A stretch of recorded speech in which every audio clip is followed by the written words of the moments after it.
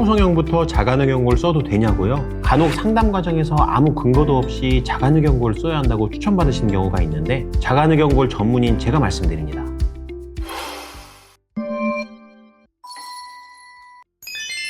안녕하세요. DI 성형외과 닥터눈코익 정현희 원장입니다. 그거 아시나요? 척구 성형부터 자가늑연골 써야 하는 코는 따로 있다는 것. 요즘 자가늑연골 코 성형이 유행처럼 퍼지면서 간혹 상담 과정에서 아무 근거도 없이 자가늑연골 써야 한다고 추천받으시는 경우가 있는데 자가늑연골 전문인 제가 말씀드립니다. 사실 웬만한 분들은 척구 성형 때부터 자가늑연골로 할 필요 절대 없습니다. 그러니 미리부터 자가늑연골 쓰게 될까봐 겁먹지 마세요. 그리고 자가늑연골을 정말로 쓸지 말지는 오늘 영상 보시고서 생각하셔도 됩니다.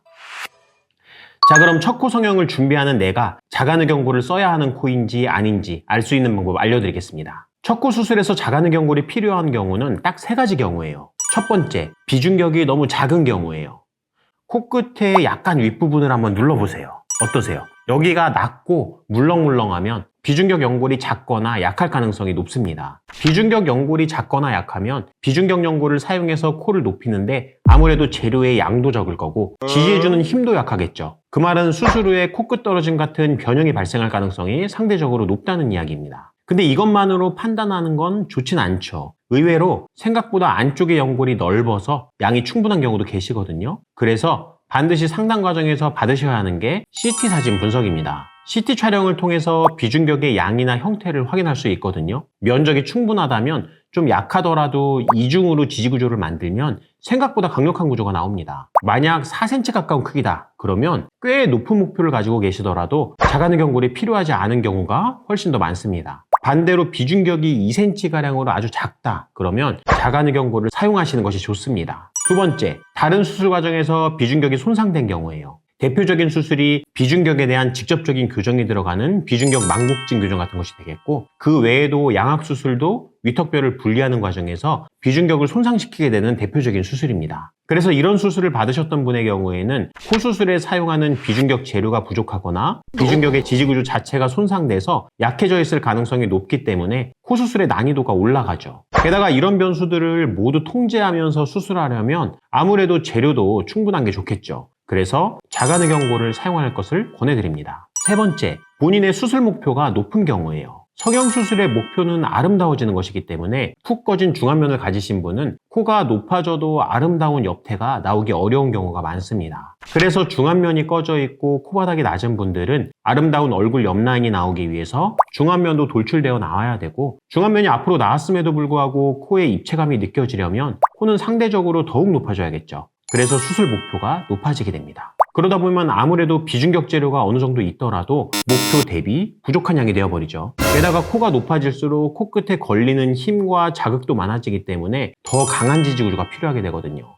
그래서 자가늑연골을 추천드리기도 합니다. 이렇게 3가지에 해당되시나요? 그러면 첫 수술임에도 불구하고 자가늑연골을 사용하는 것이 충분한 이점이 있구나 이렇게 생각하고 약간의 각오를 하고선 상담을 오셔야겠죠. 자, 그럼 척코 수술이지만 자가늑연골을 사용해야만 했던 환자분 케이스들 보여드릴게요. 첫 번째 케이스입니다. 수술 전 옆모습 보시면 중안면도 꺼졌고 코끝이 윗입술과 높이가 거의 비슷할 정도로 아주 낮은 코예요. 코만 자연스럽게 높인다면 돌출형 얼굴에 멋진 옆라인을 완성하기는 어렵겠죠. 그래서 첫 수술임에도 불구하고 자가늑연골로 코끝을 충분히 높였고 코끝만 높이게 되면 꺼진 중안면과 밸런스가 맞지 않아서 부자연스러운 느낌을 낼 수 있기 때문에 귀족 수술을 같이 해서 밸런스를 잘 맞춰드렸습니다.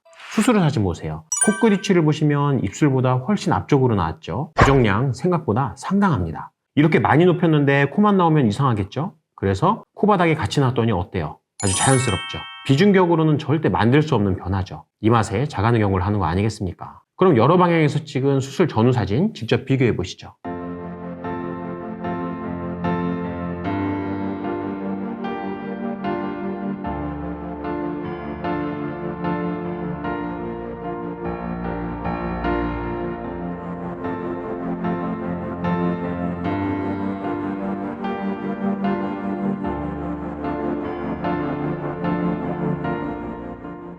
두 번째 케이스입니다. 이전 환자분과 마찬가지죠. 이렇게 생기신 분들 꼭 한번 고민해 보세요. 수술 전 옆모습 보시면 중안면도 꺼졌고 코끝이 윗입술과 높이가 비슷할 정도로 아주 낮은 코죠. 원하는 이미지는 아름다운 옆라인과 중안면의 입체감. 첫 수술이라 약간 부담스러울 수도 있겠지만 비중격 크기도 작으니까 답은 뭐 정해졌죠. 그래서 자가늑연골로 코끝을 충분히 높였고 코끝과 함께 중안면을 돌출시켜주는 귀족수술을 같이 해서 구조 간의 밸런스를 잘 맞춰드렸습니다. 수술 사진 보세요. 코끝 위치 보시면 입술보다 훨씬 앞쪽으로 나왔죠. 엄청난 변화량입니다. 이런 변화 쉽게 낼 수 있는 게 아니거든요. 중안면을 같이 돌출시킨 게 신의 한 수죠. 어때요?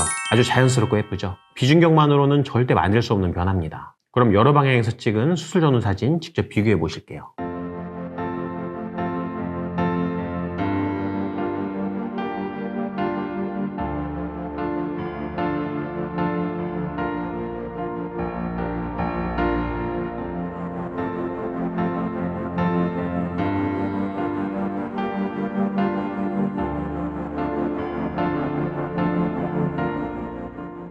세 번째 케이스입니다. 이분은 돌출립 수술과 교정까지 생각하시던 분인데 코수술, 중안면 수술을 조합해서 미니 양악의 방법으로 만족스러운 교정 효과를 내어드릴 수 있다고 해서 수술을 진행하신 분입니다. 게다가 향후 변형 가능성도 최소화할 수 있는 안정적인 결과를 원하셔서 비중격이 많이 작은 편은 아니었지만 자가늑연골을 활용해서 수술하기로 계획했죠. 자가늑연골을 쓰면 귀족수술 역시도 실리콘 부형물이 아닌 자가늑연골을 사용하여 수술하게 되는데 자가늑연골은 생착되고 나면 이동하지 않기 때문에 귀족수술에 있어서도 부수적인 장점을 가지고 있죠. 수술 후 사진 보시면 비순각도 돌출되어 나오고 입이 튀어나오고 있는 느낌이 없어졌죠. 코끝도 상당히 높아졌죠. 그 라인에 맞춰서 콧대, 중안면, 콧볼, 비순각 등등 모든 구조들이 함께 돌출되어 나오니까 진짜 돌출입 수술과 교정이라도 한 듯한 아름다운 옆라인이 완성되었습니다. 돌출 구조를 만들면 이렇게 뭔가 세련된 느낌이 한 스푼 추가된 것 같은 그런 느낌을 내죠. 그럼 여러 방향에서 찍은 수술 전후 사진 직접 비교해 보실게요.